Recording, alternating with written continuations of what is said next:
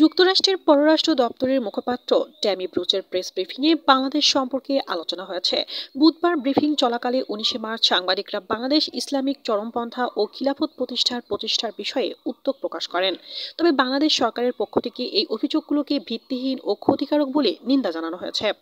ব্রিফিংয়ের সময় এক সাংবাদিক বলেন, মার্কিন গোয়েন্দা প্রধান তুলসী গাবার্ড বাংলাদেশ ইসলামী চরমপন্থার ক্রমবর্ধমান হুমকি ও ইসলামী খিলাফত প্রতিষ্ঠা সম্পর্কে সতর্ক করেছেন। তবে তিনি মোহাম্মদ ইউনূস নেতৃত্বাধীন অন্তর্বর্তী সরকারকে সরাসরি দায়ী করেননি। ইউনিট সরকারও এসব উদ্যোগকে অস্বীকার ও অসত্য বলে অভিহিত করেছেন। এছাড়া ঢাকা বিশ্ববিদ্যালয়ে খিলাফতপন্থী সমাবেশের ঘটনা নিয়ে মার্কিন মুখপাত্রকে প্রশ্ন করা হয়। যুক্তরাষ্ট্র বাংলাদেশ সরকারের বিরুদ্ধে কঠোর নিষেধাজ্ঞা আরোপের বিষয়ে বিবেচনা করেছে কিনা জানতে চাওয়া হলে ট্যামি ব্রুস বলেন, আমরা কেন দেশের সংখ্যালঘু সম্প্রদায়ের সদস্যদের বিরুদ্ধে সহিংসতা বা অসহিংসতা সম্পর্কিত ঘটনাকে নিন্দা করি এবং সবার নিরাপত্তা ও সুরক্ষা নিশ্চিত করার লক্ষ্যে বাংলাদেশের অন্তর্বর্তী সরকারের পদক্ষেপগুলোকে স্বাগত জানাই। তিনি আরো বলেন, এসব আমাদের পর্যবেক্ষণে রয়েছে এবং আমরা আশা করি যে এটা অব্যাহত থাকবে। সোমবার 17 মার্চ নয়াদিল্লিতে এনডিটিভি ওয়ার্ল্ডকে দেওয়া এক সাক্ষাৎকারে তুলসী গ্যাবার্ড বলেছেন, বাংলাদেশে দীর্ঘদিন ধরে হিন্দু, বৌদ্ধ, খ্রিস্টান এবং অন্যান্য ধর্মীয় সংখ্যালঘুদের ওপর দুর্ভাগ্যজনক নিপীড়ন, হত্যা এবং নির্যাতন মার্কিন প্রেসিডেন্ট ট্রাম্প এবং তার প্রশাসনের জন্য একটি প্রধান উদ্বেগের বিষয়।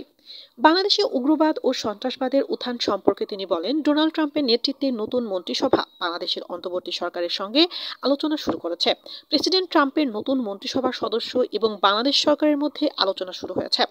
সোমবার রাতে বাংলাদেশের সংখ্যালঘু নির্যাতন নিয়ে তুলসী গ্যাবার্ডের বক্তব্যের প্রতিবাদ জানায় অন্তর্বর্তী সরকার।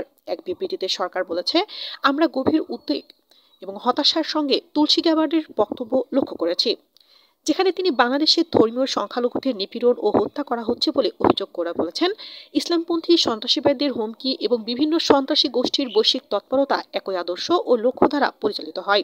সেই আদর্শ ও লক্ষ্য হল ইসলামপন্থী খিলাফতের মাধ্যমে শাসন করা।